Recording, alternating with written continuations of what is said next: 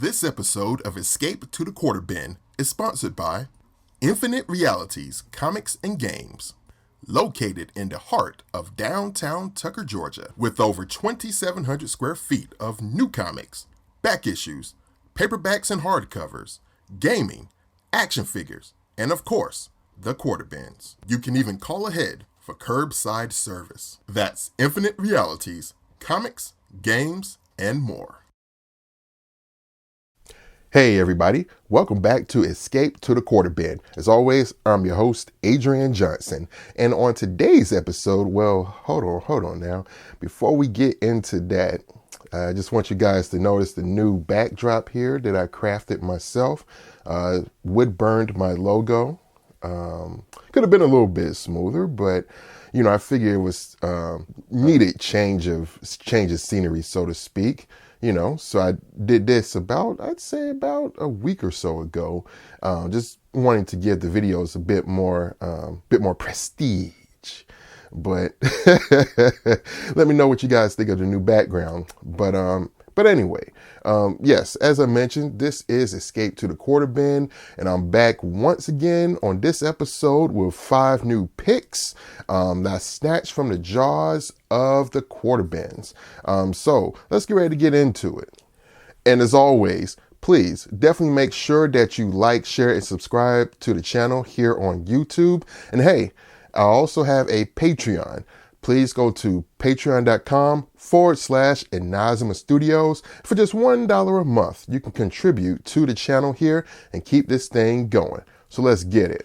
All right, first, here's a book that I probably normally wouldn't have gotten, you know what I'm saying? But it's pretty unique, and I hadn't read it for a number of years. And I just thought that it was a nice little time capsule of the period, you know. And, you know, like I said, it was just totally unique. This is X-Force #4 by Rob Liefeld. And the unique part of it, obviously, is that it is a sideways issue. And if I'm not mistaken, this was also a crossover with Spider-Man number I forget what number. I don't think it was number 4. It might have been Spider-Man number 16 or something like that. I should have looked it up before I started the video. But it was a crossover between the title that Todd McFarlane was doing also around that time. And because obviously since it has Spidey in it. But it was supposed to be a crossover between the two books for the storyline called Sabotage. And I believe the issue of Spider-Man is also sideways as well, you know, just kind of unifying everything. But yeah, I really love this sideways format. I know that, you know, this is totally indicative of the 90s, you know, just in terms of like when people think of the 90s, you know, they're thinking of, oh man, all these crazy gimmicks and stuff. And they're not wrong. You know what I mean? But, you know, the thing that hit me about this issue is, aside from it being sideways or landscape, shall we say, is the coloring on this. You know, the coloring is so, I'll say it, the coloring is very garish. You know what I'm saying? It's almost like it just pops off the page, you know, with how just man, you know, it's just, you know, laid down and everything. And, you know, the landscape format as well, you know, it really lends, you know, a certain character to the art as well, you know, as opposed to, you know, the regular horizontal page or portrait format. You know, there's more possibilities. And I guess, you know, you would say widescreen before that was a popularized term to use for, you know, this type of format, at least as far as comics, you know. And I think it's very unique. And this is actually one of the few I think horizontal, one of the few, horizontal, I had it right, comics that that Liefeld did. I remember there was an issue of Hawk and Dove that he drew as well, and when he turned it in, the editors didn't weren't expecting it to be weren't expecting it to be in this, widescreen format, this horizontal, layout. And, they were like, what's going on? Come on now. We didn't ask for this. But he said, you didn't ask for it, but you're going to get it. Yeah. So, I mean, this is pretty cool. This is pretty cool. I'm not the world's biggest Rob Liefeld fan, but you absolutely can't deny that around this time, that there was just some raw energy that, Liefeld was putting down on the page, you know what I'm saying? And, say what you will, apparently it was very successful, you know what I mean? And again, just the coloring on here, and as garish as it may be, I still have a soft spot for, this type of, coloring, this type of like just very loud newsprint type coloring. You know what I mean? It's almost reminiscent of, if you will, and it obviously is on newsprint, but it is reminiscent of like those newspaper strips. And I'm not trying to give this, more credence, than it probably deserves. But, there's something to like that, that coloring on newsprint that really makes this stuff pop. And, even as browned as the actual paper can be, and, as it ages or whatnot, sometimes this coloring looks even better on like aged newsprint, you know what I mean? So, it's just something that I think, as a longtime comic collector or whatnot, especially of, older issues and stuff, I just really appreciate, and also as an artist as well, just really, getting into this stuff,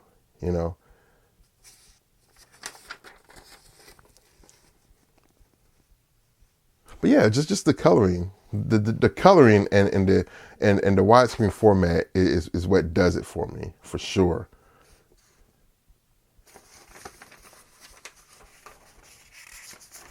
Oh, and then we have this at the end of the issue. We got a Mike Mignola X-Force pinup. Now, this is like, my favorite period of Mignola's work, that late 80s, very, very early 90s period, that he was working in.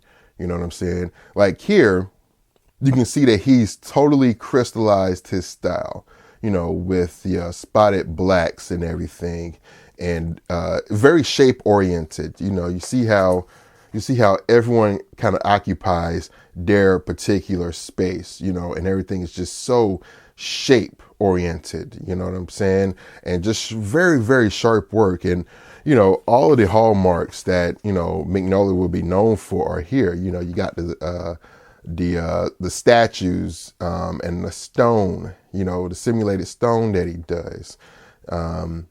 Again, just the spotted blacks, and everything, you know what I'm saying? So this is pretty awesome. This is a great pinup by Mignola. Now, speaking of Mignola, I also got this from the bins as well, this go around. Phantom Stranger #1 from 1987, October of 1987, by, I believe it's Paul Kupperberg. Let me take a look in here. Yep, by Paul Kupperberg, drawn by Mike Mignola, and inked by the great P. Craig Russell. Now, this right here, this is not a book that I had desired, but again, like I just mentioned, this period of Mignola for me, like he was really starting to hit on all cylinders in the late 80s, you know what I'm saying? And, he was becoming such a stylist, like he was becoming such a a purveyor of his own style that, I find this work, from that time period by him just to be really irresistible. So this is 87. So we're talking about, maybe a couple of years past this, he's doing Cosmic Odyssey. He's doing, there's a couple issues of Superman that he does. He did I believe he did a World of Krypton miniseries, also Superman related. So he was very much a DC guy, in the very late 80s, and then he started doing work for Marvel, and I think shortly after that pinup that I just showed in the X-Force issue, he actually did an X-Force issue. I think it's issue number 8, where he drew the issue, and it is great. It's great. It's like it's like going from Liefeld to you open the issue, and it's like Mignola. And I'm sure as a young kid, I probably wouldn't have appreciated that. I wasn't a big Liefeld fan, as I mentioned, but you're used to that style. That was the contemporary style then, and then to jump to what are all these perfectly spotted blacks doing here? What are all these just great? Just this great composition and storytelling going on here. What's going on? I want my Rob Liefeld. You know what I'm saying? But it is what it is. Anyway, back to Phantom Stranger. All right. So Phantom Stranger is a character that I know very little about. You know what I'm saying? You've seen this character, probably show up in other DC comics, anything dealing with like cosmic or space or time or anything like that. You've seen him, standing side by side with like the Spectre and, other characters like that, with the big dinner plate medallion, you know what I'm saying? And apparently he's supposed to be one of the, well, he was, I don't know if he is in current continuity. He's supposed to be one of the most powerful characters, in the DC universe, up there with those cosmic guys. You know what I'm saying? But yeah, like this Mignola stuff is so good. And also you can tell it's lettered by John Workman, if I'm not mistaken. Yeah. The telltale is, these block letters on this title here, as well as his regular font and the word balloons, just great stuff. And yeah, this has all the hallmarks of, that Mignola, that screen door hatching, I call it, what I'm saying? And when he's being inked by P. Craig Russell, oh man, like P. Craig Russell just lends such a beautiful line, a beautiful florid line, yet graphic, to Mignola's stuff. You know what I'm saying? So, I mean, they make a great team for sure. Man, look at that. I mean, that's just so good. Oh, got the Ronald Reagan right there.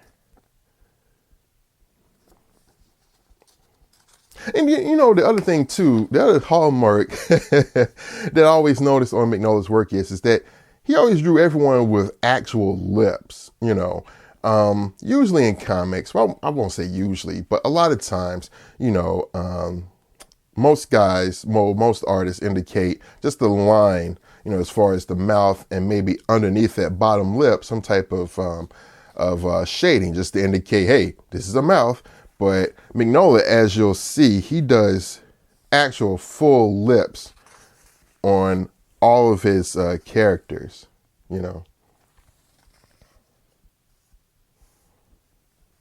See, lips. Man, and, you can start seeing, it's funny, a lot of times with an artist, you can see what their true passion is by, how well they do a couple of elements. There are certain elements that you'll see recur in an artist's work to where you're like, yeah, they really enjoy doing that. And for Mignola, you can see that he enjoys doing monsters, and these type of grotesque creatures, even though he could do anything, you know what I mean? But it's really starting to be prevalent, from reading this, that he really enjoys drawing monsters. Oh, that's a great shot right there,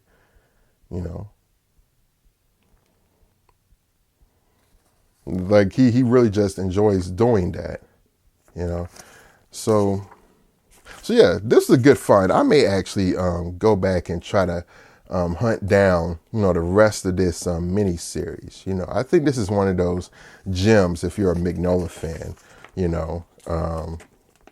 that's looks like it's worth, picking up. I had never read this previously, so, reading this whole series all together would be a new thing for me. See, again, look at the full lips. Yeah. All right, next, we have this may be somewhat unexpected. This is probably the type of book that you wouldn't see me normally feature, you know what I'm saying? But believe it or not, I got a soft spot for this material for a couple of reasons. So this is Richie Rich. And I'm not quite sure. It's Richie Rich Gems. But as I found out, when it comes to like Harvey Comics, the publisher then, Harvey Comics, they would come out with issues of their various characters like Richie Rich, Casper the Friendly Ghost, just their whole family of titles.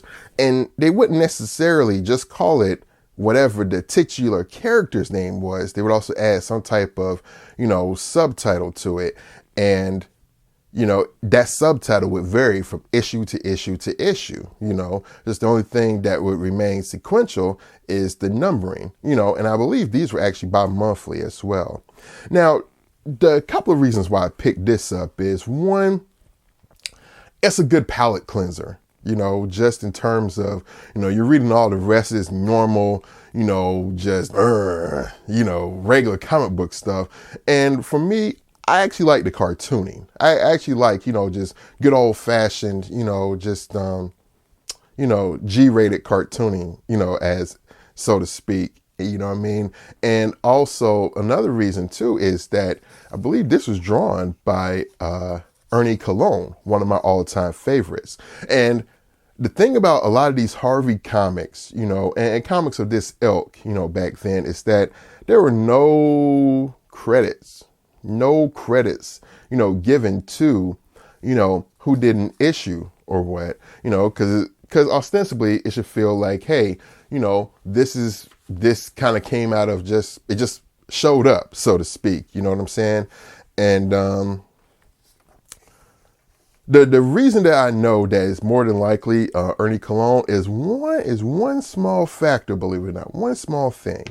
It's the way that he puts the shading on the side of the mouths of the characters. Let's see, you can actually see in a couple of examples. Like here, it's a real small thing, but even from that, I can tell that it's Ernie Colon, because that's just the way that he would throw down that particular detailing on the side of their mouths, and plus I had read that he worked extensively for Harvey Comics as well during the 70s and early 80s. So that narrowed it down also. And there was another artist by the name of Warren Creamer, who was very much involved with drawing, these Harvey comics, and their stuff, they're good. They're a good 1-2 punch, on this stuff, you know what I'm saying? And just like I said, I had grown up, watching Richie Rich and all of those cartoons, as a kid. I believe these were, I'm trying to remember. I think these were, was Richie Rich, Hanna-Barbera? It was, I think it may have been animated by Hanna-Barbera, but the characters were owned by Harvey. They were, from Harvey Comics, and just like I said, just this stuff is just good kids comics, this stuff that you would, give to your kid, if you guys are taking a road trip, or, you just, buy your first comics, you know what I mean? This stuff is it's just fun, and it really makes me just wistful for just simple comics. You know what I'm saying? Like I really just enjoy this whole thing. It's like when you get like your like when you haven't had like a favorite candy bar, since you were a kid, and just one day you just decide to get that candy, and just taking a bite of it. And just for however long it takes for you to eat that candy bar, it takes you back to being a kid, just remembering, how things used to be, and then back to the real world. But yeah, but for right now, yeah, this is just cool stuff. Yeah. The quarter bin where I got this out of, they had a huge block of, these Richie Riches, and I think a few Casper the Friendly Ghost as well. So I may go back and see about getting a handful of them. You know what I'm saying? Because I really do. I genuinely do enjoy, these comics, and a lot of other just like kids comics of that period as well. Like I said, it's just something nice just to read, just to take a break from the normal stuff, and it's well done. And, especially when it's by one of my favorite artists, Ernie Colon. All right, so back to the gritty. But so the next book is going to be Wolverine, number 118, written by Larry Hama and drawn by Leinil and inked by Edgar Tadeo. And this was back when Yu was known as Leinil Francis Yu. And believe it or not, I saw this in the bin, and I remember picking this up when I was a kid, when I was 17 or so. Whenever this Zero Tolerance crossover came out, I remember distinctly picking up this issue, and I believe this may have been my first exposure to Leinil Yu's work, and picking it up, I was already a big fan of Whilce Portacio. And even though I did not know that Yu at the time, that he was Pinoy, that he was Filipino, this stuff still reminded me of Portacio, in its own way. But, Yu was, here's the credits here, but Yu was a young guy, young at the time. I think when he was doing this, he was probably all of just barely 20 years old. But you can see in this, there is a craft and a definite style present. When I was 20 and trying to draw, my stuff was nowhere near this ready. And obviously Yu would go on to just become one of the premier artists, of his generation. I love his stuff, huge fan, overall. But it started here for me with Yu. And yeah, man, I remember distinctly picking up this issue. And again, remember how, a few minutes ago I was talking about with Mignola and just with artists in general, you can tell when someone is just having a ball and is adept at drawing a certain element of a comic, or you can tell what they really enjoy doing. I think that's Wolverine for Leinil Yu. You know what I'm saying? Because there's a lot of shots in here like this one. You can start to see the flashes of, what Yu is going to become when he draws Wolverine. There is a such thing as Jim Lee Wolverine. There's a such thing as a Mark Silvestri Wolverine, a John Byrne Wolverine, and there is a such thing as a Leinil Yu Wolverine. He's really made that, one of his signature characters that he is just so adept at, depicting. You know what I'm saying? But yeah, I just marvel at this, because as much as it struck me at the time, even when I was a teenager, just looking back at it now, I'm sure, when you looks back at, this, he probably cringes, as we all do when we look at our older art. But it's just amazing how quickly that he came along, with this. Because right after this, he also has the story with Warren Ellis. There's a Wolverine story arc after this called Not Dead Yet that really put him on the map. You know what I'm saying? And it's a great little story too, and really, cemented him as one of the Wolverine artists, to really watch out for, and just overall, just an artist to be on the lookout for.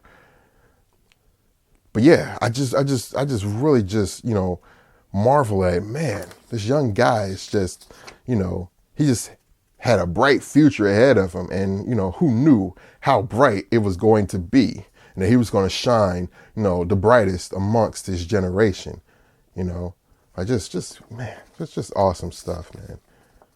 All right. And so finally, I'm going to end it with a book that, I had kind of forgot about until I saw a few issues of it, in the quarter bin. So, I scooped them up because I remember really being enamored of it at the time. That book is going to be The Red Star. And I believe this is from 2002, 2001, somewhere in there. Let's see. Okay, so we'll look in the back here. Okay, well, the copywriting is from 2002. And this is The Red Star #1. And this is the second mini-series. This is not the original, I believe, 7 or 8 issue series that came out. This is when The Red Star went over to Cross-Gen Comics in 2002. And for a time, Cross-Gen was really becoming, a force to be reckoned with for a short period. You can read, about the travails of that company elsewhere, but they had some great titles, and there are a lot of artists that came out of Cross-Gen that we know as luminaries in the industry today. But, with The Red Star, at the time,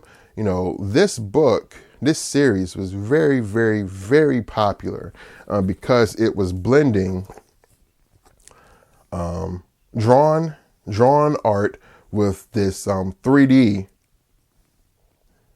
with the 3D rendering, 3D modeling, And I want to say that with The Red Star, there were like several books that came out around that time that kind of took that as a model and said, hey, let's go ahead and let's try that ourselves. Like I remember there was a book by Dan Fraga called The Gear Station, where again, it was like drawn art, like the drawn figures, but the background was rendered in like, these, and I'll say it, these kind of rudimentary 3D programs. Like if any of you guys remember this program called Bryce, things like that, very rudimentary. Even I had a copy of Bryce, and I was trying some of that stuff. Also, there's another book actually from Cross-Gen that Brandon Peterson did. That is a favorite, and I can't find any issues of it. When I go to the quarter bins or even to the shop itself. There was a book called Chimera that Brandon Peterson did around this time, or maybe just shortly thereafter.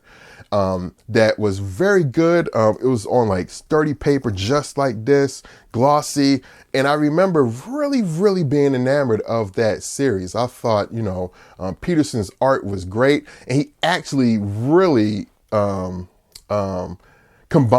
the drawn and the 3D elements very well. So, I would cite, Chimera as one of the better examples of this particular period.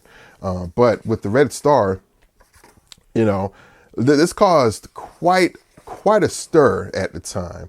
I remember working in a comic shop in the early 2000s, and when the original series came out, oh man, it was kind of like one of the darlings of the industry then, because of the unique styling. You may look at it now and say, well, but at the time, you got to realize that, this stuff was really cutting edge. I mean, truly, cutting edge. And I remember that it was immensely popular. You know what I'm saying?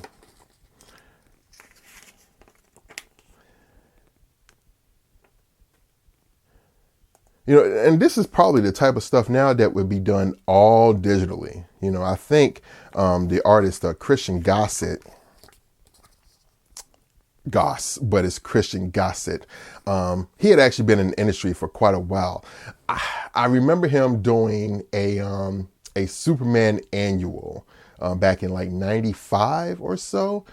And he had done some other books. I think he did a Star Wars, mini-series or a one-shot or something like that. I'd seen his name around, you know what I'm saying? But this is really where he kind of made his bones at, once he came up with the Red Star. And what was unique about the Red Star was that he had assembled a whole team to do, this separate aspects of the book, as far as like he would handle, the main, storytelling, and visuals, like the drawing art, you know what I'm saying? While you had other people handle the 3D art, of it, and someone else would handle the coloring. The coloring was handled by Snakebite Cortez. Let me see. Usually they would have like a, here we go. Kind of have like a cast of creators in the back here. Okay. So you got Christian Gossett, he obviously was the creator, the writer and the artist. Bradley Cale was the co-writer, you know what I'm saying? Snakebite Cortez. He actually did, all the colors, and, trying to blend, as it says here, the 2D and 3D, integration, you know what I'm saying?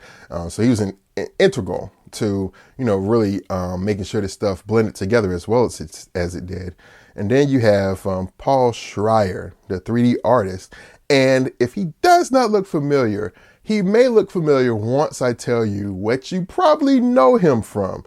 You know him from Mighty Morphin Power Rangers on Fox. He was the there were two like bully type characters. There was a skinny guy, there was a bigger heavyset guy. He was the heavyset guy. He was the heavyset bully that was on Mighty Morphin Power Rangers back in the early 90s. So who knew that he was an artist himself and that he would be involved with the Red Star, So yeah, I ended up picking these up just because it was like, hey, this is not bad. And again, it's such a time capsule of the period. You know what I mean? And for what it is, it's cool. I mean, the visuals are very bold. They're very, very large, I do find myself somewhat, in some regard, getting kind of lost as far as the storytelling, but it still kind of looks good. Even if 3D has kind of moved ahead, by leaps and bounds, since then, it's still a very valiant effort, on the part of the creators,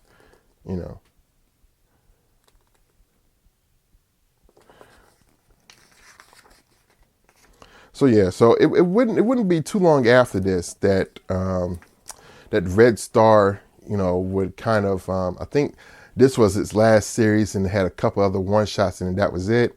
And then CrossGen itself eventually dissolved and folded by, I believe, 2005.